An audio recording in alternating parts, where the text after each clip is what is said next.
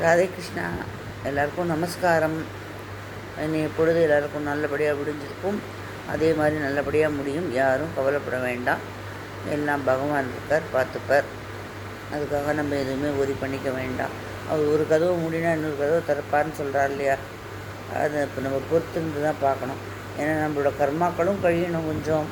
அப்போ தான் நமக்கு ஈஸியாக இருக்கும். ஒரு நாள் ஒன்று வருது, என்ன பண்ணுறது? அதை நம்ம ஓவர் கம் பண்ணி தான் வரணும் எல்லாத்தையும். இன்றைக்கி இன்றைக்கி இதெல்லாம் போட்டேன் நிறையா. அதாவது காத்தால் எழுந்து என்ன யூஸ்வலாக காஃபி அதெல்லாம் நல்லா கடகடன்னு ஆகிடுறது. காஃபி அப்புறம் தோசை அதெல்லாம் எடுத்து இப்போ ஒரு ஜூஸ் ஒன்று கொடுத்தா, ஸோ அதையும் சாப்பிட்டேன்.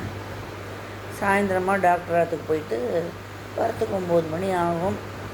அதனால் இன்றைக்கி என்னம்மா பண்ணுறதுன்னு கேட்டாங்க. சாப்பாடு சொல்கிறேன்னு சொல்லியிருக்கேன். தேங்க்ஸ் ஃபார் வாட்சிங்.